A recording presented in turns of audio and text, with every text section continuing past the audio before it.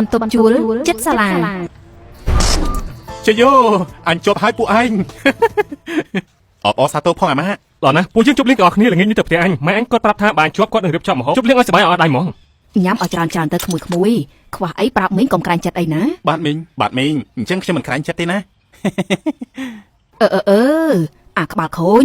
អូននិយាយអញ្ចឹងពួកក្មួយបន្ទាប់ពីចប់បាក់ដប់ហើយគិតចង់រៀនអីជំនាញអី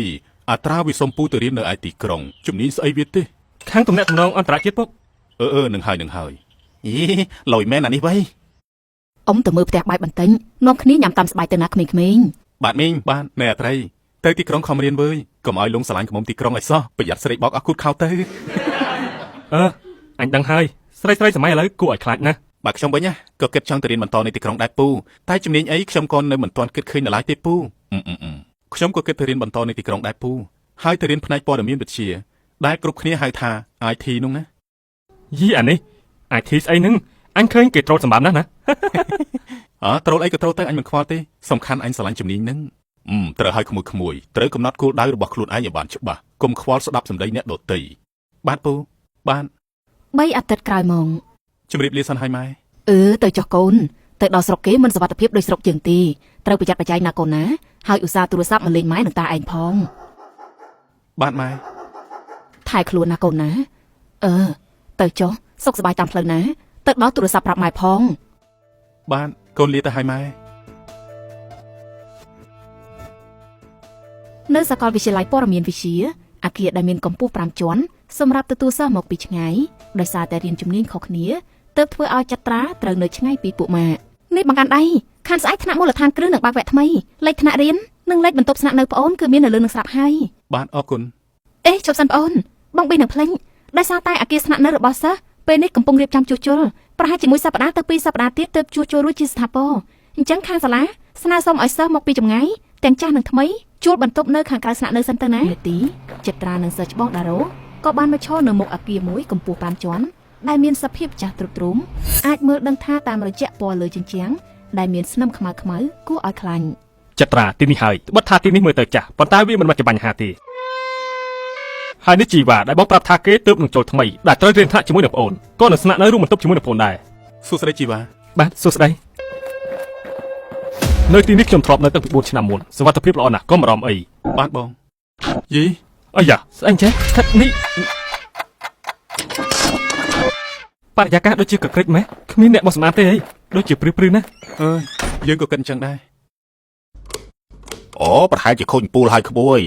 ពូម្ចាស់អគារក៏យកពិលមកបាក់បំភ្លឺឲ្យមើលសភាពបន្ទុំនៅខាងមុខបន្ទប់មានសភាពធំទូលាយល្អអាចនៅ2នាក់បានយ៉ាងងាយស្រួលដោយសារតែអគារវារៀងចាស់ទៅប្រព័ន្ធភ្លើងវាមិនសូវល្អបើក្មួយសម្រាប់ចិត្តជួលព្រឹកស្អែកនេះពូនឹងមកជួសជុលភ្លើងឲ្យណាយើងទៅនៅមួយរយៈពេលខ្លីប្រហែលជាមិនអីទេអ្នកនៅទីនេះចូលចិត្តដេកបន្ទប់ប្លែកណោះប្រហែលជាសល់ចំហាយថ្ងៃឥឡូវវិញទៀតហ្នឹងចត្រានៅឈរធ្វើឆាប់មកបាទបងយប់នេះពួកប្អូនទៅសម្រាប់នៅបន្ទប់បងមួយយប់សិនចុះព្រឹកស្អែកពេលរៀបចំបន្ទប់រួចរាល់ហើយចាំនាំគ្នារើមកនៅទីនេះវិញបាទបងតោះទៅមករត់ឲ្យតន់មក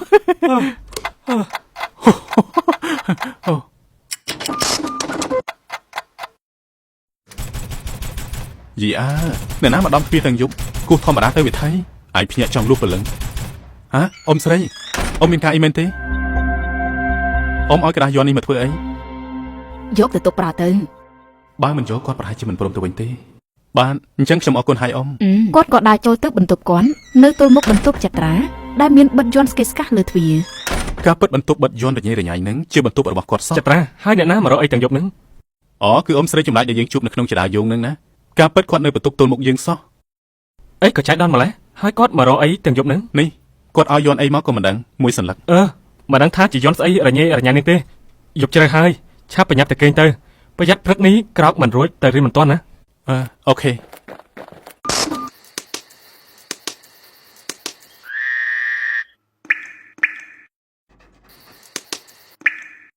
យី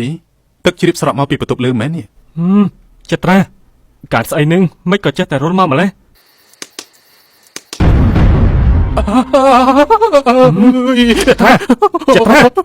ចត្រានេះចត្រា អូយយកសពសោះ ហើយយល់សម្បត្តិឃើញស្អីបានជាស្រេចសម្បត្តិ មិនអីទេខ្ញុំគ្រាន់តែយកសពអាក្រក់ទេ យីអាចខំតែភ្លេងអញ្ចឹងអីវិញទៅណែចត្រាល្ងាចនេះមិត្តរួមថ្នាក់យើងថានាំគ្នាទៅជប់លៀងនៅក្លឹបជុំគ្នាណាទៅអត់ អាយទៅខ្ញុំអត់ចូលចិត្តកន្លែងដែលមានមនុស្សច្រើនទេ នៅយាមបន្ទប់ទៅអញ្ចឹង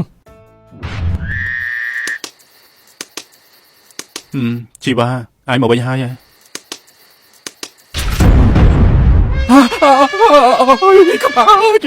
ចិត្តត្រាប្រញាប់រត់ទៅចន្ទាយន្តចុចលេខទៅពីតាពី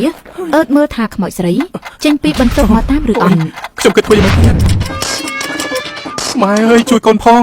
នៅតែនេះគួរឲ្យខ្លាចណាស់ចម្រាយយោអើយមិនក៏វាមកឈប់នៅជាន់ទី4អញ្ចឹ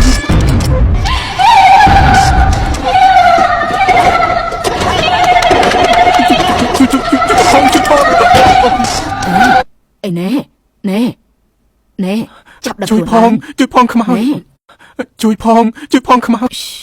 មិនបាច់និយាយទេយើងដឹងហើយ ហើយនេះខ្ញុំនៅកន្លែងណាហ្នឹង អញកំពុងនៅក្នុងបន្ទប់យើង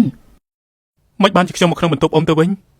យើងឮឯងស្រែកឡូឡារត់ចេញពីបន្ទប់ហើយពេលដែលយើងចេញទៅមើលក៏ឃើញឯងដេកសន្លប់នៅក្នុងចន្ទាយន្តទើបយើងអូសឯងមកក្នុងបន្ទប់របស់យើងទៅអ៊ំស្រីងាកទៅមើលជីវ៉ាដែលកំពុងអង្គុយញាស់ខ្លួនដោយកូនសាន់ហើយចុះឯងទៅជប់នឹងស្អីមកដែរទើបបានជាស្រែករត់ស្លាប់ចេញពីបន្ទប់អញ្ចឹង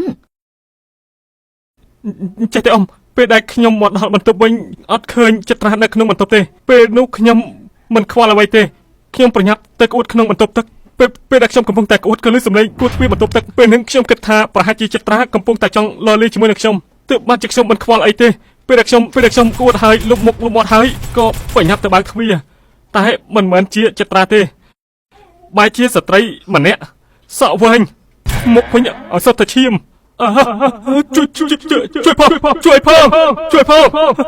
ជួយផងខ្ញុំស្រែកហើយរត់បុកខ្មោចស្រីតម្រង់ទៅក្រៅបន្ទប់តែម្ដងហើយអ៊ំស្រីហៅខ្ញុំចូលក្នុងបន្ទប់ពេលដែលខ្ញុំអើតមើលក្នុងបន្ទប់អ៊ំស្រីក៏បានឃើញចត្រាកំពុងតែដេកនៅក្នុងបន្ទប់អ៊ំស្រីទើបខ្ញុំហ៊ានចូល យើងព្យាយាមប្រាប់ពួកឯងតាំងពីថ្ងៃជិះចន្ទាយន្តម្លេះតែពួកឯងនឹងវាល្ងើ អូយអ៊ំណាស់ទៅដឹងទៅបើអ៊ំធ្វើកាយវិការប្លែក អ៊ំប្រកាសជាដឹងថាមានរឿងអីហើយអ៊ំប្រាប់ខ្ញុំផងអ៊ំ ចាំស្អែកចាំយើងប្រាប់ពួកឯងឥឡូវនាំគ្នាសម្ងំដេកសិនទៅ ឥ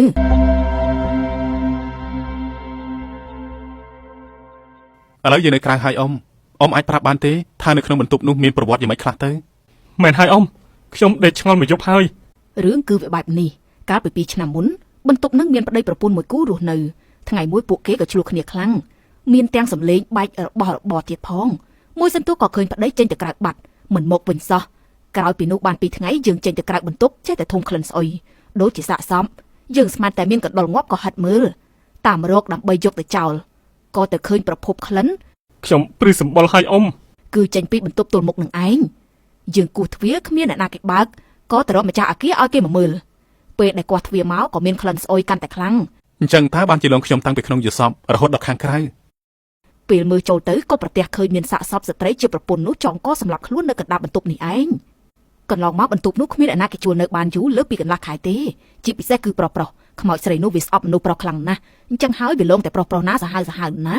ឯងចាំយប់ដែលយើងទៅគូសទ្វារយកយ័ន្តមួយសន្លឹកនោះទៅឲ្យឯងបានទេ ចាំតើអ៊ំខ្ញុំក៏ឆ្ងល់ដែរថាហេតុអី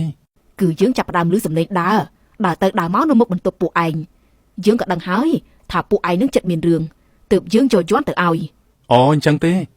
តែសំទោសផងអ៊ំខ្ញុំបានបោះវាចោលតាំងពីថ្ងៃដែលអ៊ំឲ្យម្លេះ មិនអីទេធម្មតាតែមិនជឿអញ្ចឹងហើយយ័ន្តនឹងយើងក៏បានមកពីគ្រូខ្មោចចិនមកទេព្រោះយើងក៏ធ្លាប់ត្រូវនាងនោះឧស្សាហ៍លងជាញឹកញាប់ដែរ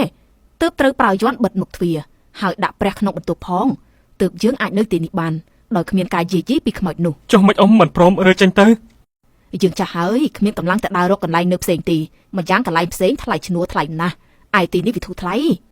បាទខ្ញុំយល់អូតែពួកខ្ញុំនៅលែងបានហើយប្រហែលជាត្រូវរើចេញនៅថ្ងៃនេះហើយ អ៊ំជូនពរឲ្យទៅនៅកន្លែងថ្មីបានសុខចុះណា បាទអរគុណអ៊ំ បាទអរគុណអ៊ំ ជីវ៉ានិងចត្រាក៏បានរើចេញទៅនៅបន្ទប់ស្នាក់នៅរបស់សាលាសាកលវិទ្យាល័យដែលចៃដន្យជួសជុលរួចល្មមរឿងនេះក៏បានคล้ายទៅជាការចងចាំ